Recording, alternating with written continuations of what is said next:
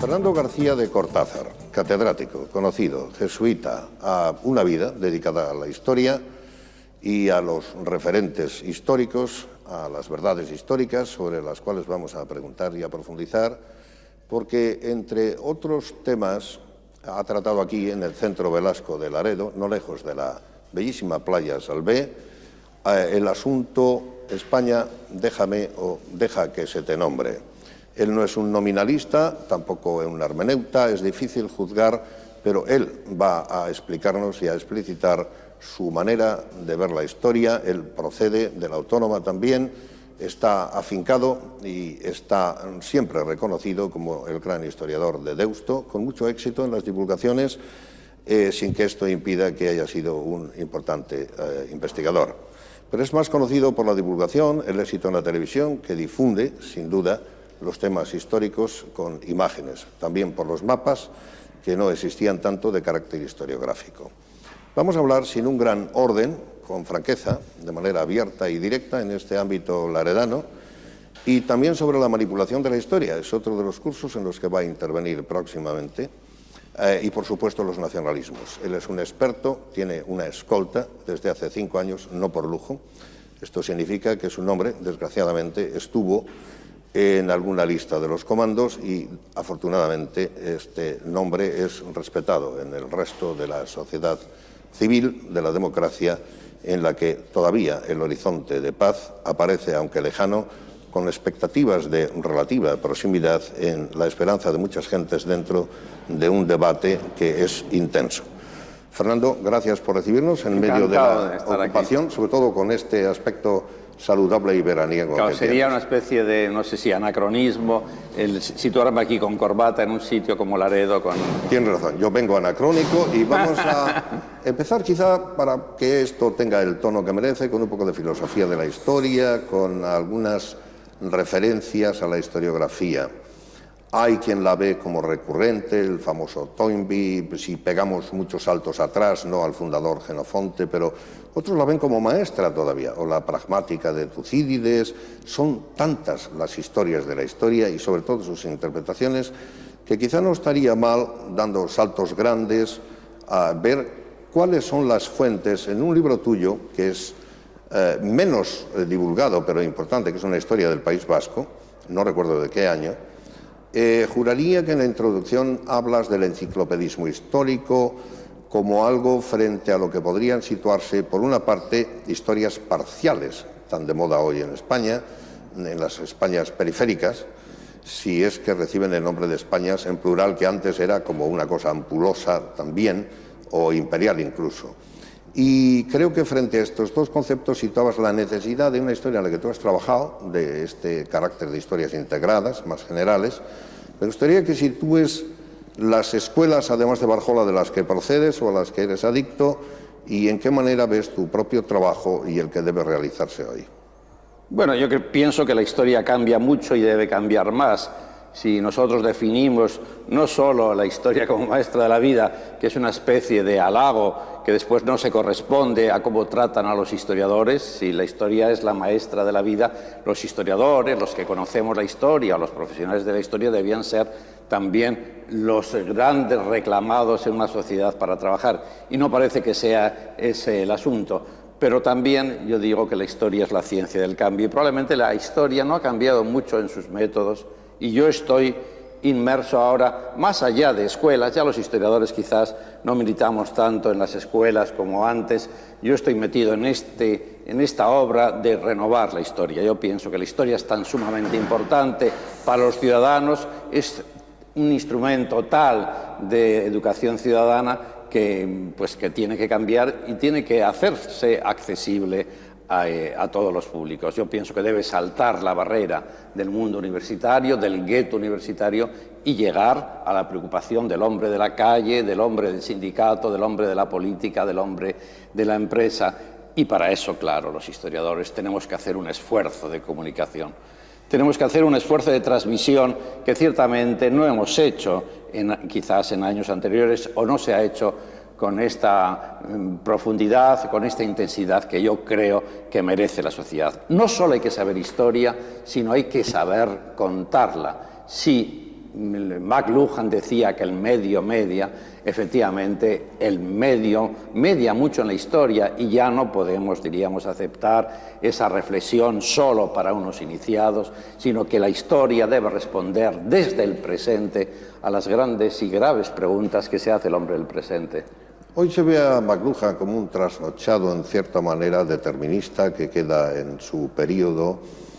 Y la historia vista como cambio, señalas, es de alguna manera lo que han visto cada historiador que ha condicionado al resto en los momentos históricos. Michelet en el suyo, por cierto, poco amante de los Parece el entrevistado, parece que es usted con toda esta aportación. Poco amante, no, estoy situando para que tenga la enjundia que merece las respuestas profundas que pueden encontrarse de tu... yo prefiero el tuteo a la española. Ah, no, yo también, por supuesto. Decía que entre de Michelet a Annales, o de Annales a lo que ha sido el materialismo histórico o el nuevo historicismo, cada uno ha creído cambiar algo entre los grandes. No sé a dónde puede llevar el cambio del cambio del cambio en la propia historiografía, las verdades. ¿Vas a tratar la manipulación? Hablemos un poco de eso. ¿En qué consiste? No, quiero decirte que la historia tiene que cambiar en cuanto al instrumental, por lo menos en cuanto a los métodos. Probablemente no a los objetivos. Yo pienso que la historia tiene el gran objetivo de mejorar la sociedad, de hacer que nuestro mundo sea mejor que el que hemos recibido. Y la forma de decir esto y la forma de transmitirlo a través de la historia es también incorporando los géneros literarios, que cambian también con los años, incorporando la imagen, por ejemplo. Si el siglo XX es el gran siglo de la imagen, ¿por qué no los historiadores no vamos a incorporar, pero en gran amplitud, pues las imágenes que sirven como grandes referentes de los acontecimientos históricos? A eso me refiero yo. Y, por supuesto, deben acabar ya esos problemas de escuelas entre los cuales, en los problemas de escuela nos educamos algunas generaciones de los años 60 y 70, que si los anales, que si la historia liberal, que si la historia marxista, etcétera, etcétera. Es decir, a veces eso es muy difícil transmitirlo y comunicarlo a la ciudadanía general, que no tiene por qué entrar en estos problemas de escuela, sino que tiene que recibir nuestro mensaje y aceptarlo o debatir con él, pero de una forma clara, como recibe pues una novela o como recibe pues un poema. Bien, literatura e historia debidamente mezcladas, se oponía la divulgación a la investigación.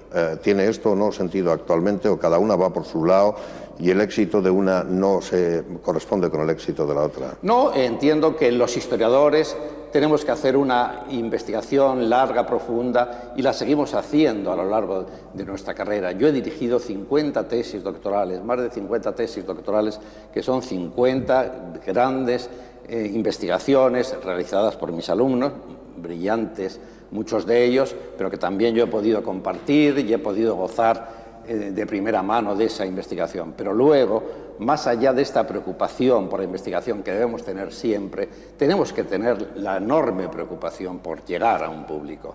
Yo creo que si no, estamos completamente de espaldas y no servimos para nada, y podemos ser acusados de parásitos, de inútiles sociales, si efectivamente nuestra disciplina no sirve ni para situarnos en el mundo, ni para situarnos en una nación, ni para situarnos en el mundo de las relaciones políticos, sociales y económicas. La historia tiene que responder a esas preguntas, y pienso que lo tiene que hacer de una forma bella, de una forma clara, utilizando, repito, como lo he hecho antes, todos los medios que se tienen al alcance. Los historiadores, en buena medida, tenemos que saber un poco de todo, o tenemos que tener la sensibilidad y la inquietud para aprender, y para aprender siempre, y para incorporar en nuestro trabajo este aprendizaje. Divulgación, investigación, nunca tienen que estar enfrentadas, pero entiendo que en un periódico, en un medio como este, al cual yo me estoy refiriendo,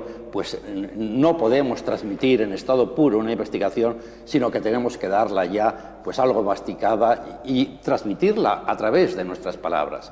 Palabras que pueden ser más cultas en el mundo universitario, palabras más sencillas en una ciudadanía amplia, pero que no indica que estemos rebajando a esa ciudadanía, sino al contrario, que estamos haciendo nosotros ese esfuerzo de comunicación, ese puente para transmitir lo que la academia, lo que la universidad hace, a lo que la calle necesita y la calle puede digerir. Comentabas que no se deja trabajar mucho a los historiadores. Situándonos en el año 78, alrededor del consenso constitucional, y en la más debatida y agitada situación de polémicas en la actualidad en torno a la guerra civil, en torno a las actuaciones o propuestas de la memoria histórica que han estado cerca del pensamiento corregido en un grado del gobierno, ¿han contado contigo y con el resto de los historiadores los presidentes españoles? Por ejemplo, el presidente Aznar, antes González y ahora Zapatero. Bueno, yo creo que sí, es decir, sí, y lo voy a explicar y aclarar. Yo creo que tanto Felipe González y Aznar pues han tenido una sensibilidad mayor quizás que otros presidentes de gobierno en la historia para acudir un poco al dictamen de lo que pues un poco embaradamente se dice o se llama intelectual. El intelectual es verdaderamente intelectual si hace una reflexión sobre el presente, es decir, si no, quizá no es un intelectual, es un hombre metido en su academia o metido en su universidad, pero el hombre que quiere tomar el pulso y que en cierta medida es un arbitrista, es un hombre que saca conclusiones de la situación política con la ayuda de su instrumental científico, pues ese es el verdadero intelectual. El intelectual es el comprometido, la persona que se moja. Si no se moja y no se compromete, yo no le llamaría intelectual. Bajo ese punto de vista, yo sí he sido llamado en alguna ocasión por Felipe González, sobre todo relacionado con temas vascos. He sido llamado con bastante asiduidad por José María Aznar. En cambio no lo he sido por Zapatero, pero en un acto en el que participamos de homenaje a Francisco Tomás y Valiente, vilmente asesinado por ETA, pues él me saludó muy cordial diciéndome oye Fernando, que te leo. Yo le dije, pues no creo que se te note mucho con esta imagen que tratas de hacer o de construir de España. El título de tu conferencia en Laredo, Nombrar a España, obviamente no se refiere a un nominalismo, pero aquella idea de este país parece que ha sido muy repetida y que también era como feo.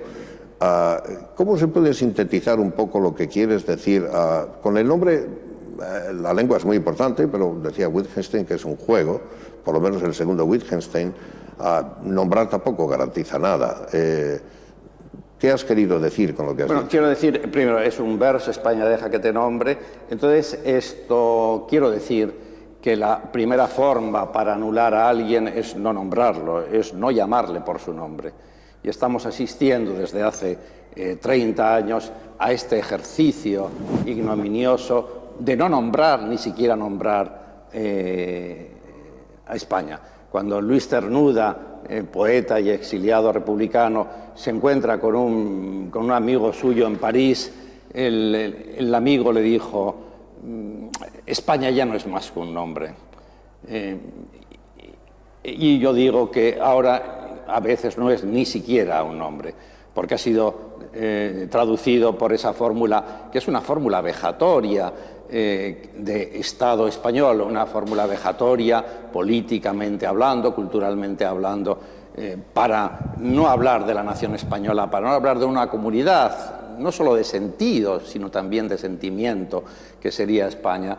Recurrimos a algo que nomás no quiere decir eso de Estado español, sino que es una especie de palabra insidiosa respecto de la nación española. Las naciones son la vasca, la catalana, la gallega, etc. Lo demás es el Estado español. ¿Aguantarían, por ejemplo, los nacionalistas catalanes que todo el tiempo en Cataluña se estuviera diciendo la Generalitat en vez de decir de Cataluña? ¿O aguantarían los nacionalistas vascos que nunca nos refiriéramos a País Vasco, a Euskadi, como quieran ellos decir, sino que nos refiriéramos al gobierno vasco o al Endacari, etcétera, etcétera? Pues esto continuamente está ocurriendo en España. ¿Por qué? Porque efectivamente los nacionalismos que han triunfado en cuanto que han impuesto su léxico, han triunfado en cuanto que su peso es mucho mayor de lo que significan sus votos en el conjunto de España, pues han conseguido que eso que muchos españoles han aceptado con inconsciencia, con frivolidad, o a veces con un punto casi creen ellos de progresismo. En la propia historia de la historia hay mucha discusión en torno a, sobre todo, las dataciones de cuando empieza la nación española, que tú en tu libro creo que sitúas a la altura de los Reyes Católicos. No, por supuesto. En el libro del País Vasco, yo decir, nunca que hablas de una primera forma de... No, nunca he situado. Es decir, el primer Estado sí. Los Reyes Católicos son los creadores del Estado moderno. Ahí sí sería del Estado español.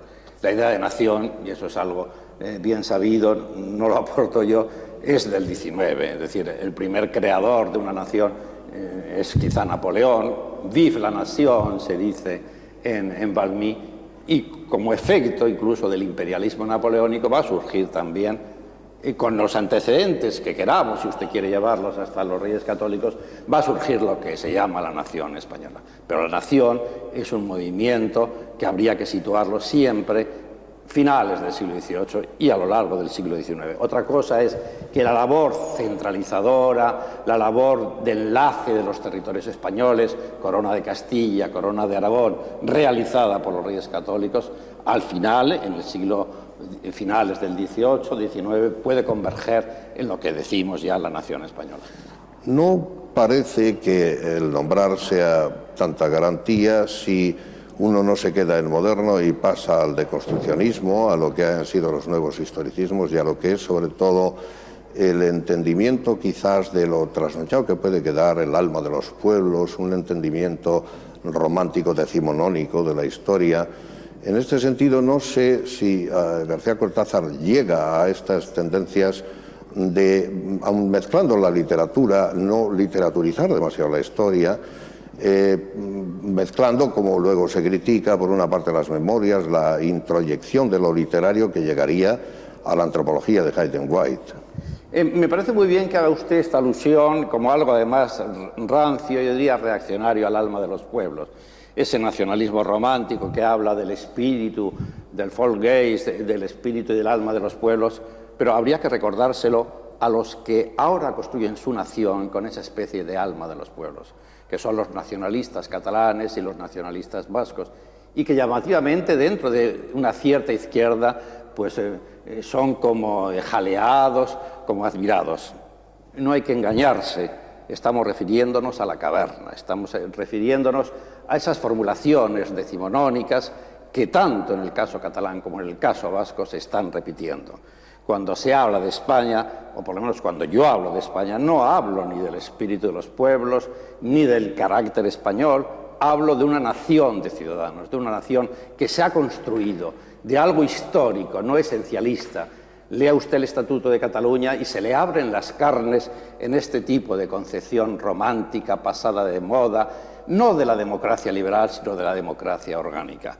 No así es la España en la que yo creo. Yo creo en una España, nación de ciudadanos, en una España de afirmación de los derechos y libertades individuales, no una España de los derechos históricos.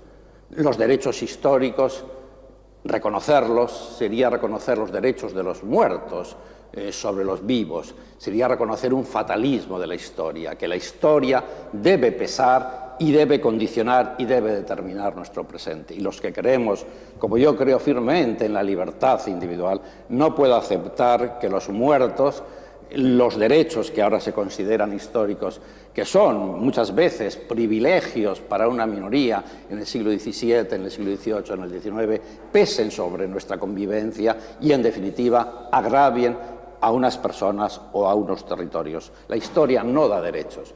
La historia ofrece ejemplos, la historia ofrece modelos y la historia ofrece siempre un camino. En el caso de España, por eso lo vuelvo a repetir, no son la tierra y los muertos, como las formulaciones nacionalistas, son la Constitución, las leyes, la preocupación por los derechos y libertades individuales, la preocupación también por respetar un pluralismo político, por supuesto, pero también un pluralismo cultural.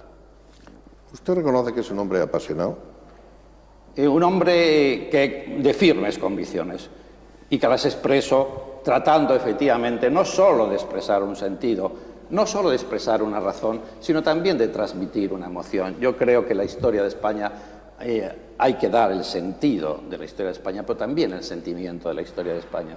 Y el hecho de que se convoque a los españoles a una de estas movilizaciones con emoción, no quita que la emoción quite la razón. Tenemos razones suficientes para creer en esa España liberal y no en esa nación de naciones y no en esa nación de la raza y de los muertos y de las imposiciones lingüísticas que son, y no nos engañemos y lo debemos decir los amantes de la libertad, las construcciones que se están haciendo en la periferia de España.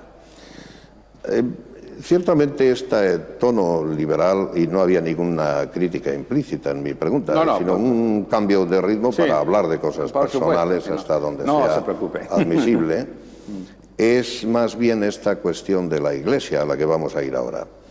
Usted ha sido moderadamente crítico, a juicio mío, hasta donde yo... Bueno, mis superiores dicen que poco moderadamente crítico. Conozco, sus superiores me han escrito cartas muy duras respecto a uno de mis libros. Muy a la izquierda y a la derecha, desde la teología de la revelación hasta otra, aunque parece que ahora hay una disminución. Yo veía la bibliografía histórica que se recomienda en el último Historia 16 para estudiar la muy compleja, ya estudiada historia de los jesuitas, que siempre tiene renovaciones y cambios. En todo caso, creo recordar que usted siempre está por la idea de los liberales y enlaza con la polémica decimonónica y luego los carlismos, aunque se detiene ante la guerra civil, por lo menos en el libro al que me refiero del País Vasco, y hace usted un trabajo profundo hacia atrás del conservatismo de la Iglesia, del nacimiento de la burguesía, de la industrialización en el País Vasco. Me gustaría que enumere, si le parece, los elementos que constituyeron a aquello que había alrededor de Sabino Arana y que constituyó los nacionalismos, incluso, ¿por qué no?, dando un salto y explayándose algo más, a el entendimiento del izquierdismo, del que señalaba usted que había un elemento integrador de ETA con el elemento nacionalista, que no era exactamente lo mismo. Pero usted solo ha leído mis libros de historia del País Vasco, porque este es un libro de 1990. He leído, es el que menos tiene la gente, pero luego hablamos de los perdedores, que parece si no es que yo tenga interés en hablar de mi último libro. Quiero decir que, hablando de la Iglesia, yo escribí un libro que ha sido reeditado y puesto al día últimamente, que se llama Los pliegues de la historia, de la Iglesia, los pliegues del papado, y fue un libro enormemente crítico respecto de los últimos pontífices, respecto de la actitud de Pío XII, respecto de Juan Pablo II, y en el cual pues daba esa visión crítica respecto de la Iglesia. Es decir, yo creo que los cristianos tenemos que ser críticos con nuestra institución y tratar de ayudar también a la institución presente con el instrumento de la historia a la mano, pues a mejorar. Pero ya que usted me trae a este terreno, un poco Sabino Arana, Iglesia, entiendo de su pregunta, pues yo le diría que Sabino Arana pertenece a los clásicos movimientos de ultraderecha que se dan en Europa, y ese ultraderechismo en España se muestra a través del nacionalismo vasco, pero también del nacionalismo catalán, y se muestra a través de movimientos legitimistas de corte carlista. No hay que olvidar que también Sabino Arana es hijo de un fervoroso y activo carlista, de un perdedor en la Segunda Guerra Carlista, y que en un momento de convulsión social, industrial, en un momento en el que el País Vasco se moderniza, progresa, no había habido antes en la historia tamaño cambio en el País Vasco. En pocos años, pues una sociedad prácticamente rural se convierte en una sociedad industrial. En pocos años, una provincia, pues una provincia más de España, se convierte en la adelantada de la industrialización, gracias a una clase poderosa y dinámica que es la burguesía bilbaína, vizcaína fundamentalmente. Entonces, Sabino Arana, que ve este cambio, dice, bueno, vamos a ir contra este cambio. Se mete en el túnel de la historia. Entonces, Sabino Arana, hombre profundamente integrista y de un catolicismo fuertemente integrista, un poco en consonancia con la época, tampoco ha habido muchos liberales en el catolicismo español, trata de rescatar con su sentido de la independencia esta zona del territorio español, pensando que debía ser independiente, apela a la historia, pero él es consciente de que la historia no le ayuda nada a su proyecto. Sabino Arana dice, ay, mis antepasados qué barbaridades hicieron, barbaridades contra lo que va a ser su proyecto, es decir, que la historia del País Vasco no apoya nunca ni nada un proyecto secesionista de España. Y entonces él, reconociéndolo esto, que no puede apoyar su testimonio en la historia, pues sí, hace algún tipo de historia manipulada y sobre todo hay que recordar que el primer grito independentista de Sabino es Euskadi para Dios. Es decir, es ese integrismo, es ese espíritu casi teocrático que dice, no, lo importante es salvar a Euskadi de la revolución liberal, de la revolución anticlerical que España ha vivido y puede después seguir viviendo, y entonces separemos el País Vasco, pero tiene que ser para Dios. Hay una evolución ahí después en el nacionalismo, que en los años 50, 60, nacimiento de ETA, ya no sería Euskadi para Dios, sino sería Euskadi para la revolución. Recordemos todos los movimientos de independentismo en el tercer mundo, de ruptura de la estructura colonial, entonces es Euskadi para la revolución. En cambio, ahora yo diría que es Euskadi para sí misma, es esa especie de etnocentrismo del nacionalismo vasco de ahora, que es Euskadi para sí mismo. Pero sin ampliar esto, quizá la última pregunta alrededor de este tema, Fernando, ¿y la Iglesia? Porque en un momento determinado creo que cuando se desgaja de Santander y hay una protesta de La Rioja, se culpa también... ¿Cómo que se desgaja de Santander? No se desgaja, cuando se separa la jurisdicción... Se desgaja de la diócesis de Calahorra. A eso me refiero. Y de Calahorra, sí. Pero allí se cita Santander también, juraría. ¿Se cita? Santander. Porque en un tiempo estuvieron juntas. Y, no, Santander... Yo me refiero al libro, que es de una lectura antigua, pero he revisado muy apresuradamente.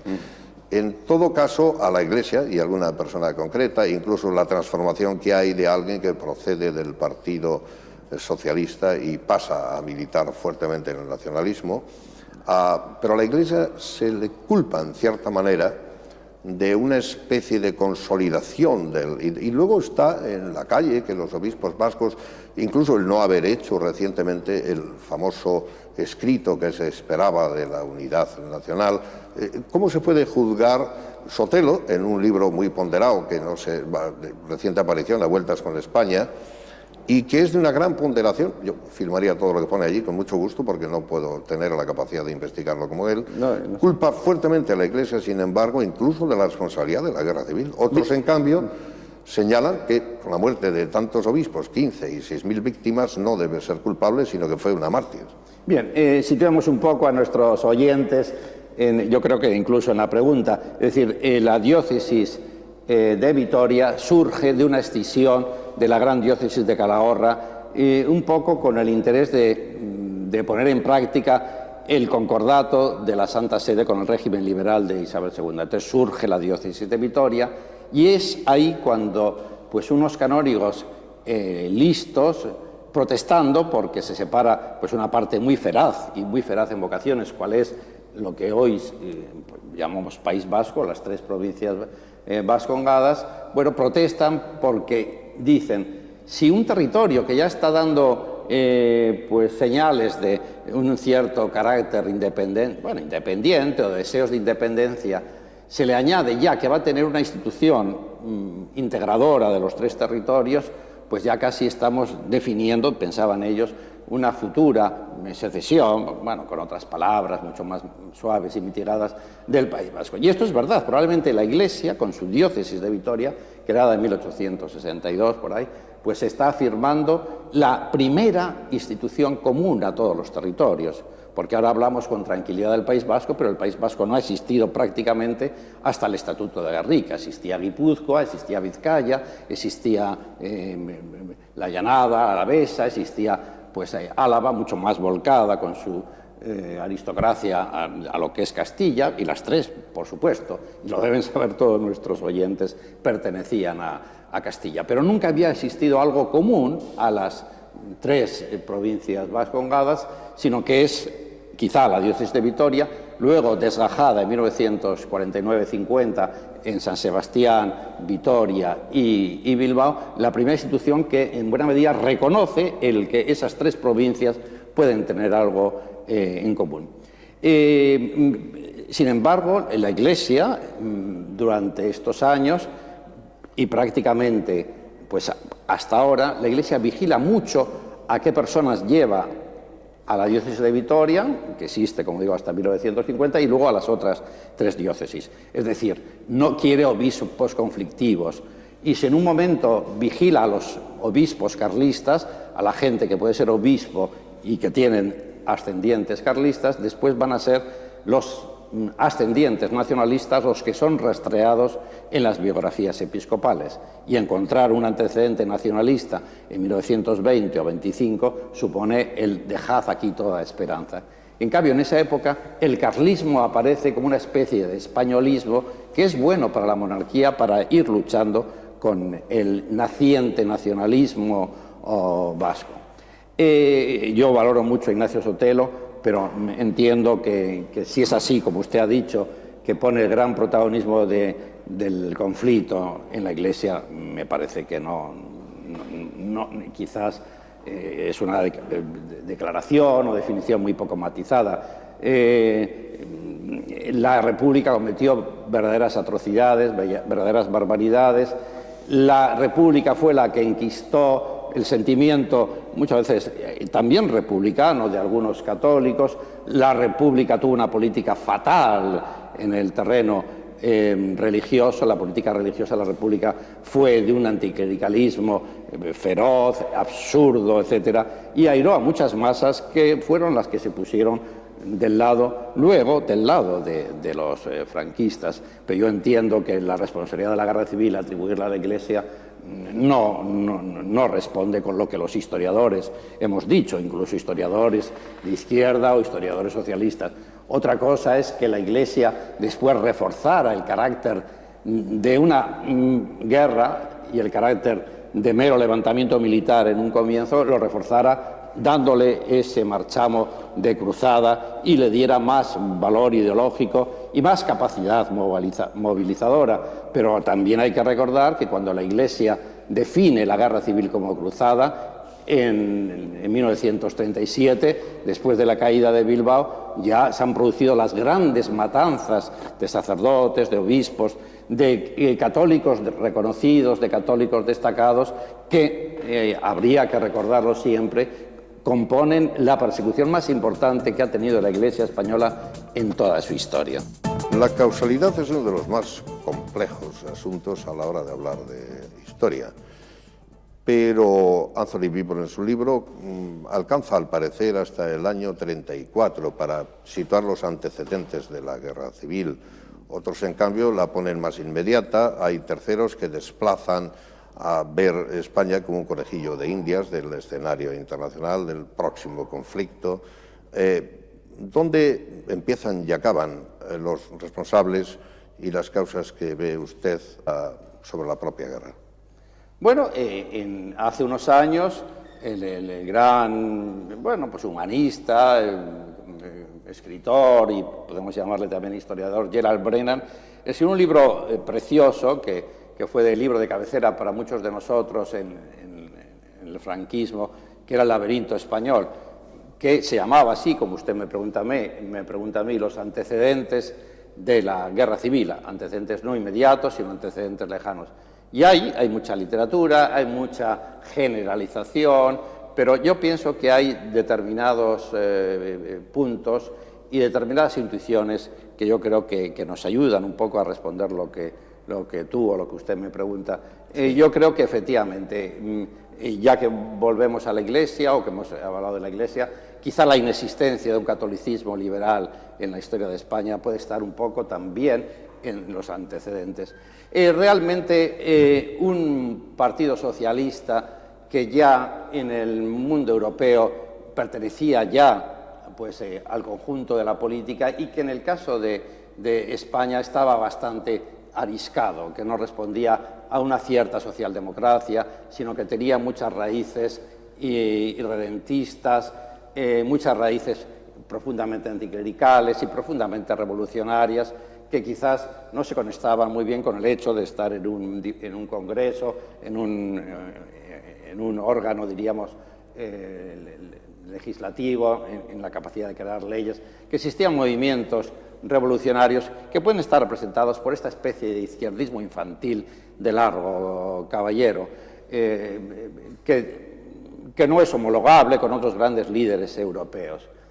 Por otro lado, yo entendería también que la educación, y estoy casi remedando y recordando el libro de Brennan, que hablando de la guerra civil llamaba la guerra de los tres Franciscos: Francisco Franco, Francisco Largo Caballero y Francisco Giner de los Ríos.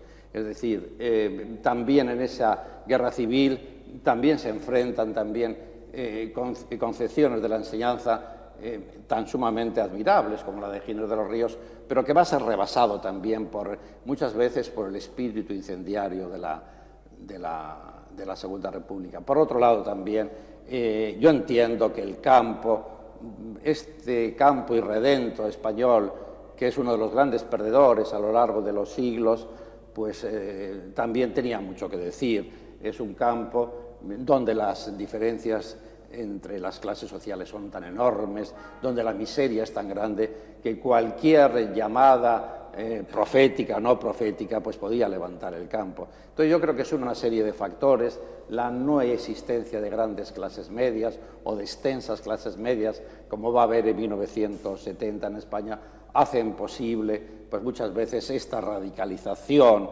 que confluye dramáticamente y drásticamente en una guerra que yo afirmo desde aquí sería evitable. Y por otro lado también nos tenemos que acoger al contexto de Europa.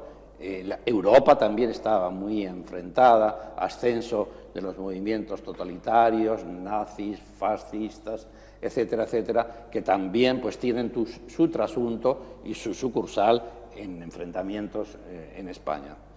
En un momento determinado parece como si hubiese habido en España lo que luego se llama un modelo chino.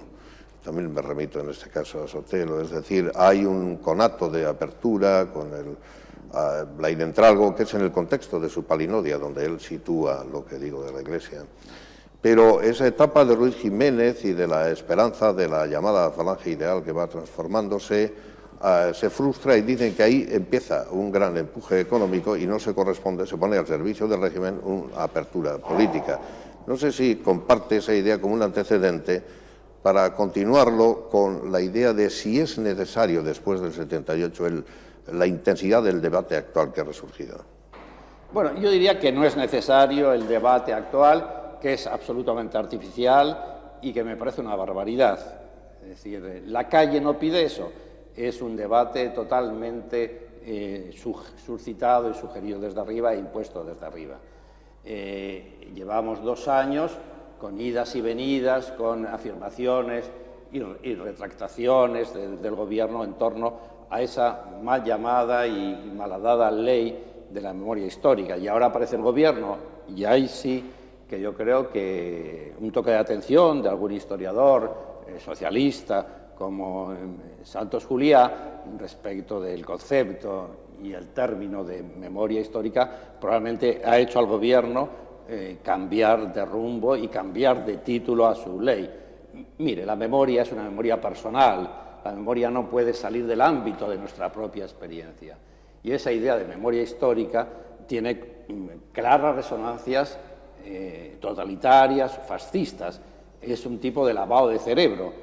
Memoria histórica había en la época de Franco también, y no era nuestra memoria, sino que era la memoria que se trataba de imponer desde arriba. Y esto hemos estado viendo con enorme preocupación por los que de verdad amamos la historia, pero muchas veces con un exceso de frivolidad, con un exceso de seguidismo, con un exceso de halago al poder. Los medios han incorporado con enorme tranquilidad y frivolidad y pusilanimidad algunos ese término de memoria histórica, y yo creo que ahora pues se están volviendo para atrás. El debate actual es un debate ya superado. La historiografía española es una historiografía muy importante y muy buena, y la historiografía española, desde la muerte de Franco, viene explicando y viene diciendo con claridad lo que ha sido la Segunda República, la Guerra Civil y el franquismo. Por otro lado, en esta extensísima bibliografía, de más de 1000 títulos probablemente sobre la Guerra Civil, predomina fundamentalmente, y lo sabemos muchos, una visión más, podríamos decir, pro-republicana que pro-franquista de esos hechos. Las becas que se han concedido por la Universidad Española durante estos años no han ido a destacar el papel de Falange Española, si lo han hecho es para destacarlo de una forma crítica. Han sido mucho más prorrepublicanas, y eso lo dice toda la Universidad Española. Otra cosa es que determinados libros escritos desde una defensa a ultranza o no tan a ultranza de posiciones franquistas, esos libros hayan podido triunfar en las librerías, porque en un mercado libre la gente libremente acude a comprar lo que quiere, y que esos miles de títulos que se han hecho hayan podido quedar en los anaqueles de la universidad o del Consejo Superior de Investigaciones Científicas y no han tenido esa repercusión de algunos historiadores o periodistas del lado, diríamos, de la defensa de algunas tesis franquistas. A pesar de esta buena bibliografía que señalas, Fernando, juraría que en el último número de la revista Occidente, el propio Juliá que citas, y no sé si otros, creo que también, dicen que falta una lista rigurosa, seria, más cribada en torno a la Guerra Civil Española. No sé si podrías compartir. ¿Una lista de qué? Una lista bibliográfica más cribada e inteligente, menos sesgada. No sé si puedes o no compartir, pero parece que... Bueno, conozco muchísimo a Santos Juliá en concreto. No, en este último número. ¿Qué lo dice? Él dice sí, que con motivo de los 70 años, sí, etcétera, lo he visto. Falta... Lo he visto, y el famoso artículo al cual yo le atribuyo tanta importancia en el cambio del gobierno respecto de la ley. No, quiero decir que... No, quiero decir que desde Corte a Checa, los 3 días de junio, empezamos a inventariar, pero como si faltase, creo que señalan, una especie de lista nunca definitiva, pero más Yo no entendí del artículo eso, y si es así, yo entiendo que ya el lector debe ser lo suficientemente inteligente para que no le digan, como en aquel viejo libro de lecturas malas, lo que debe leer. Entonces, yo creo que Santos Juliá, que es... creo que está en el editorial de la revista. Bien, yo no recuerdo pero eso. no hagamos una cuestión de esto. Por supuesto, pero déjeme contestar. Quiero decirle que no creo que a ningún historiador normal se nos ocurra decir estos son... Una cosa es que en nuestros libros nosotros, bajo nuestro propio juicio, aconsejemos un libro u otro o pensemos que tal libro es mejor que otro. Pero yo entiendo que tiene que aparecer una lista canónica de lo que es bueno o malo, o lo que deben leer los españoles, no me parece, y entiendo que Santos Juliá no lo habrá dicho. Pero volvamos a lo de antes. Es que el problema es que la extensísima bibliografía sobre la guerra civil está en buena medida monopolizada, y yo probablemente me puedo sentir más identificado con ella por los que nunca se podrían llamar franquistas, mayoritariamente. Es decir, son minoría, y vuelvo a insistir, los trabajos que durante estos años se han hecho pues desde una óptica falangista o franquista. Todas las ayudas, las becas, las instituciones oficiales se han volcado, y me parece muy bien, después de 40 años de franquismo, en recuperar una idea de la guerra que yo creo que hace que nuestra historiografía sea una historiografía magnífica, no solo en este periodo, sino también en otros. El problema es cuando se lleva este debate historiográfico, que siempre habrá, a la calle, y a uno le hagan heredero del franquismo y a otro le hagan heredero, por el contrario, de la Segunda República. Y por otro lado, no me parece que sea de recibo, y he visto y he oído críticas de historiadores socialistas, el hecho de esta canonización o de esta sacralización de la Segunda República. Y también habría que recordar ahora que uno de los aspectos finales de la conspiración, o ya el poner fuego a la mecha, fue el asesinato de Calvo Sotelo, en el cual, como se sabe, estaban implicados determinados elementos oficiales del régimen de la Segunda República. Hablemos entonces un poco del mundo, aunque antes hagámoslo de otro libro tuyo, que tiene mucho éxito, que es el de los perdedores. Parece que ahí hay un heterogéneo grupo bien distribuido de distintos perdedores de la historia. Yo creo que era, hablando de la leyenda negra, Marañón quien dijo que no era tanto un producto inglés o de nuestros enemigos como de españoles más o menos justamente ofendidos, me parece que sí, todos los jesuitas expulsados también. Desde luego a Pérez, a los exiliados, la gente que al salir de su casa no se va contenta porque la han echado. Yo no sé muy bien, este libro no lo he leído aún, qué nexo tiene y si estarás o no de acuerdo con algo que se está repitiendo también, que parece que los que perdieron ganaron. Eso se está diciendo estos días. Bueno, siempre el perdedor tiene una especie de aureola una especie de mito, es más creador de mitos que el ganador. Normalmente nos sentimos mucho más proclives a pasar la mano por encima del hombro de un perdedor que de un ganador, pues que muchas veces suscita pues envidia. En cambio, los perdedores, pues sí, siempre son mucho más, a veces aparecen como más simpáticos, más creadores, más intuitivos. Hay perdedores también que son un desastre, ya el propio Pérez Galdós lo decía, y yo digo en este libro, perdedores que no merecen ni una lágrima, es decir, comunistas corruptos, gente que utilizó el poder en su propio beneficio, etcétera, y luego perdió. Entonces, refiriendo a lo que usted dice, y en algo que yo me parece importante recordar, y me llama a mí la atención, yo que soy un jesuita crítico y respecto del poder y del poder religioso también, y los jesuitas españoles, y hay un capítulo en mi libro de los jesuitas que son expulsados por Carlos III y protagonizan una aventura dramática, trágica, por el Mediterráneo, muriéndose en medio del calor, hacinados en una serie de barcos, porque no les reciben en los puertos del Papa, en los puertos de los estados pontificios, y ahí va el padre Isla, que quieras o no, pues es el mejor novelista de la época, en una época que no crea grandes novelistas, pero su Fray Gerundio de Campazas es un libro que se leyó en la época. Y entonces lo que llama la atención es que no hay una queja contra Carlos III, es decir, son como expresiones de incompresión. No entendemos que Su Majestad Católica haga esto con nosotros. Entiendo que por debajo hay una especie, diríamos, de río subterráneo, de poder, de influencia, de dinero, que fue la que en definitiva hizo que probablemente serían expulsados por los ministros de Carlos III. Pero ciertamente no hay una crítica, y esto es importante decirlo. Ellos, que son cultos, que escriben sobre España, ya sin bibliotecas, casi de memoria, protagonizan un exilio intelectual importantísimo y protagonizan también esa España que se hace y se añora desde Italia, una vez que son asentados en distintos lugares de Italia, y estos, entonces llamados abates, escriben sobre España.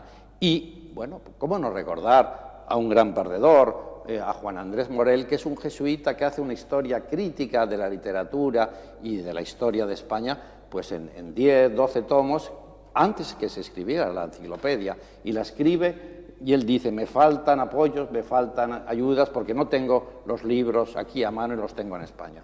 Esto es el exilio, que no es solo el exilio republicano el que hay que recordar, sino también tantos exilios, tantos otoños, tantos naufragios que hay en la historia de España, y que yo he tratado de hacerlo a través de este libro de los perdedores de la historia de España. Cerca del final, para apartarnos de la aparente objetividad, que es imposible, decía don Miguel, que no podemos ser objetos, ¿cómo te autocriticas a ti mismo? En el sentido, no ya como historiador, es decir, como yo hablaba de la pasión que se te nota al hablar, porque también creo que hay una buena retórica didáctica a la hora de hablar. Sí, hemos sido educados también, los jesuitas teníamos clases que llamábamos de tono, de retórica, claro. Y es claro que algunos hemos incorporado también esta capacidad, bueno, pues de comunicación a través del cambio de tono, el cambio de voz, el cambio de intensidad. Quiero decir, como señalaba acerca del final, que habrá alguna... No se te ve nunca con la sotana, lo cual no hace que no se reconozca el sentido jesuita que siempre preside tus presentaciones y las conversaciones. ¿Crees en las formas o son menos importantes? Pero bueno, yo entiendo que un periodista como usted, bien avezado, me haga una pregunta, es como si yo le pregunto a usted, pues no sé, por el jubón, o le pregunto a usted por la peluca del 18, es decir, la sotana poca gente la emplea, y probablemente lo emplean los que hacen de la sotana un instrumento de defensa de un tipo de religión, con mi respeto hacia muchos, o pocos, porque son muy pocos los que la emplean. Entiendo que el hábito no debe hacer al monje, y menos la sotana. San Ignacio pensaba que los jesuitas nos debíamos vestir como los intelectuales, los profesores de la época. Y una cosa es que algo que se utilizó en el siglo XVI permanezca en el año 2001. Sería una antigualla irresponsable por parte de una institución si lo fomentara, puesto que es, yo creo, que apartar es señalar, es sacralizar a algo que yo entiendo que debe mezclarse, que debe ser fermento y que debe ser levadura. O sea que entiendo que su pregunta... Me refería más a las formas, y la alusión a la peluca es muy pertinente, aunque sea dieciochesca, y corresponda más al padre Isla, que la de los jubones, que no me parece una analogía ni siquiera procediendo de la dialéctica jesuítica tan propia como la relación del jesuita con la sotana. En todo caso, no es de esto, sino de las formas. Estaba simplemente, sin buscar vueltas, hablando de hasta qué punto sean o no importantes las formas. Pero no parece que lo son. Bueno, es una forma que se empleó hasta el Vaticano II, claro, y que después pienso que la Iglesia busca otras formas de expresión. Pues, entonces, la corbata, la chaqueta, y ciertamente no me parece oportuno seguir en este... No, este hablemos debate. Un poco del dinero para generar esa agradable tensión que les gusta a los espectadores sin exagerarla. El dinero. Un historiador de éxito reconocido y merecido como eres tú, si puedo volver al tuteo tan español... no, por supuesto que debes. Tiene que haber acopiado unas grandes cantidades, que yo no voy a preguntar si se envían a Japón para que haya un instituto Cervantes que no ha hecho el ejército en Tokio, donde los jesuitas dejaron tan importante testimonio. Pero hay una razonable curiosidad, es decir, el señor García Cortázar, don Fernando catedrático, tiene muy exitosas tiradas, y no sé si se hará con eso caridad o ciencia, o la pregunta no es insidiosa, es simplemente conocer algo de la vida material. Es inoportuna. ¿Pero por la televisión o por el exceso de confianza que me atribuye? No, por el exceso de confianza por la televisión es inoportuna. Es decir, a usted no se le ocurre preguntar eso a otro historiador. No, porque no tiene tanto éxito, pero varía. Gracias, pero no le pregunta a usted a un dramaturgo, ni le pregunta a usted a un empresario. Vallejo, ¿qué hace con el dinero? Ni yo tampoco le pregunto a usted qué hace. No, depende cómo lo reciban también. Yo lo recibo muy bien. Lo recibo muy bien, pero entiendo que ustedes no nos deben marcar a los eclesiásticos como si fuéramos algo tan aparte y tan exótico que se le pueda preguntar así, como no se me puede decir, ¿y usted tiene permiso para ir a cenar en determinado esto? Mire, yo estoy aquí como historiador, mis relaciones con la compañía se quedan ahí, como las relaciones suyas con su mujer o su familia están ahí, y entiendo que por supuesto, el dinero... tampoco tanto, tenga usted cuidado, no es excremento del diablo en absoluto, que tampoco es tanto, espero que Hacienda no... Eso quería oír. Bueno, pues pregunte usted a las editoriales, que son las que verdaderamente ganan. Entonces, entiendo que se emplea bien y estoy muy contento de pertenecer a una institución que emplea bien su dinero en aras, diríamos, de la mejora social, en aras de la mejora intelectual, de la ciudadanía en este caso. Pues me gustaría que este dinero se empleara también, que tampoco entiendo que es tanto, porque si sabe usted lo que recibimos cada autor es poquísimo de lo que cuesta el libro, pues que se emplee bien. Y entonces estoy al frente y colaboro con distintas ONGs, unas 10, pero entiendo que la pregunta es inoportuna. Considero totalmente satisfecho. Don Fernando, la última pregunta va a ser, aunque aparentemente topiquera, de carácter histórico, porque veo que es la preferencia y quizá es lo que debe ser. Algunos han visto en la filosofía de la historia los sucesos históricos como algo recurrente. Es decir, las cosas vuelven a pasar, el mundo cíclico de los Toynbee, o no sé si de Vico, que tenía problemas con las dataciones, y tantos otros. Hegel, de alguna manera, aunque eso es una expansión. Y así acabamos con una pregunta. O otros la han visto, sin embargo, como algo constantemente nuevo, como algo que no es incluso previsible, aunque trate de acertarse no proféticamente. Y otros juegan mucho a lo contrafactual. Y si hubiera sido de esta otra manera, con arreglo a estas tres cosas, el empleo de lo contrafactual, el empleo, no diré profético, pero de la adivinación, del intento de anticipación, y la recurrencia, ¿cómo se sitúa el catedrático García de Cortázar ante esas tres? Bueno, pues con enorme modestia respecto de nuestra profesión. Yo creo que el valor recurrente de la historia es bastante limitado. Lo explico. Nosotros, para explicar la democracia, no tenemos que acudir al mundo griego. Y yo creo que es muy limitado el uso, debe ser muy limitado el uso de esa teoría que hace que todo haya que verlo en relación con lo anterior, de tal forma que con eso pues hacemos prolijo nuestro relato y hacemos prolija la historia. La democracia tiene que ver con determinados fenómenos del siglo XVIII, tendrá que ver con Rousseau, por supuesto, tendrá que ver con Voltaire, pero mucho menos con el mundo griego, que era un mundo de élites, era un mundo de aristócratas y no un mundo en el que la mayoría ha podido expresarse y debe expresarse. O sea, el valor recurrente de la historia es limitado. Y luego siempre, insisto, la capacidad de libertad, la capacidad de creación de novedades del individuo es tan grande que nunca sirven del todo los ejemplos anteriores. Los podemos utilizar para ayudarnos, etc. Por otro lado, y yo que cabalgo mucho también sobre la literatura, por el contrario diría que el valor recurrente de la literatura es mucho más amplio. Nuestra capacidad de recurrir a la historia debe ser más amplia y entonces quizás no hay que hacer grandes cortes cronológicos. Probablemente habrá que leer siempre a Homero, habrá que leer siempre a Sófocles, habrá que leer siempre las Confesiones de San Agustín, habrá que leer siempre la Divina Comedia, habrá que leer siempre el Fausto de Goethe, habrá que leer siempre Madame Bovary o habrá que leer siempre los episodios nacionales de Galdós, porque efectivamente nos dan el pulso y la humanidad, nos dan el sentido del límite que tiene el hombre y esto nos sirve para el siglo I y también para el siglo XXI. Y respecto de la otra idea que usted me expone, esa historia escrita, pensemos que Hitler no existió, ¿cómo hubiera sido la historia posterior? Bueno, pues se mezcla también con la ficción y se mezcla con la literatura.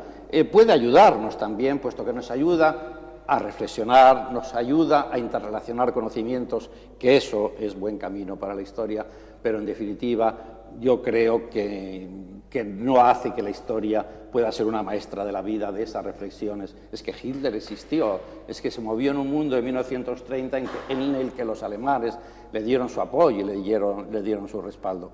¿Qué hubiera pasado? Bueno, pues usted opinará esto, usted opinará lo otro. Entonces yo entiendo que la autoritas del historiador es mucho menor en esos casos.